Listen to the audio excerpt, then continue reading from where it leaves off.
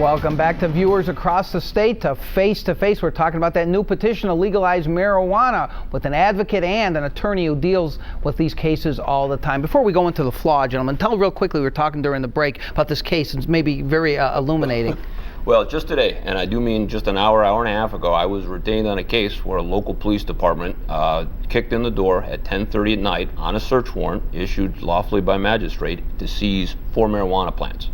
What a waste of resources, right? They arrested the husband, took the kid, the wife, took the kid down to juvenile detention, and the 9-month-old baby down to juvenile detention, and he was being held on $40,000 bail, which I got to go down and try to do something about Tuesday morning.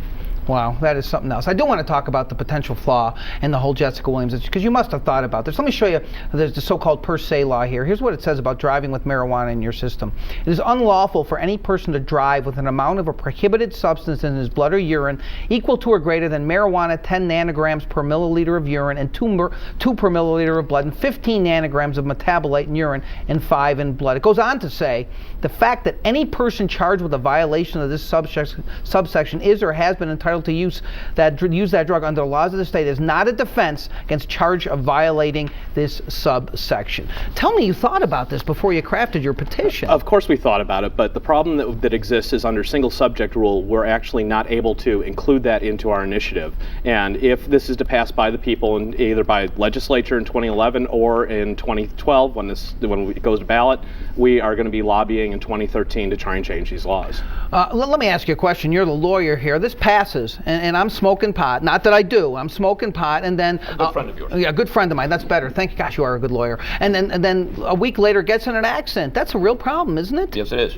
And so they really do have to change this law too, right? It is in the real world, that would be a practical problem. Now, I was talking with the police officer yesterday, and he pointed out that we don't arrest people for DUI marijuana. We arrest people who have had problems, and we later discover that they had marijuana in their system.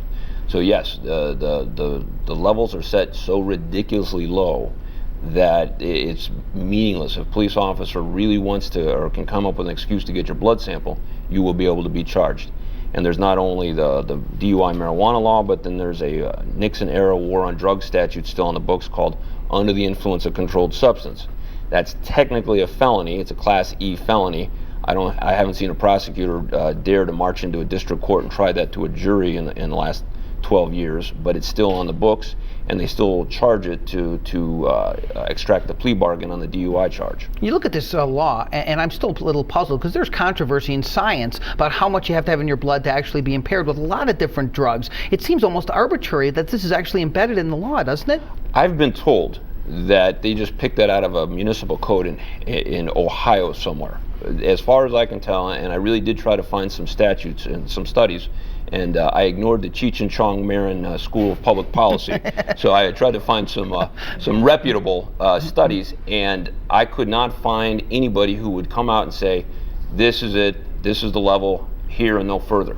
And in fact, the problem with marijuana is it appears, and you have to defer to my guest here, but it appears to behave non-linearly. It's not necessarily the more you have, the more intoxicated you are. There are some fairly reputable studies that can find no correlation between DUI or DUI arrests and marijuana consumption. Let me ask you a question, because we have less than a minute left. I mean, it seems like you're doing this almost backwards, because there's going to be some kind of gap, assuming this passes, in which this can happen again to somebody. So if you really believed in this cause, get that law changed first. Well, and we are talking to legislators, we're talking to elected officials, and we're going to continue down that path. Would we like to see them actually do something in 2011? Of course. They'd never go against law enforcement, though, would they? They're a bunch of wimps, aren't they, on that kind of issue? This question has come up before, and a former legislator that was there has actually brought up the subject before, and we do see that there is a possibility. There may be some windows open for us. What was that adjective you had before legislator there? It was a former legislator. Former legislator.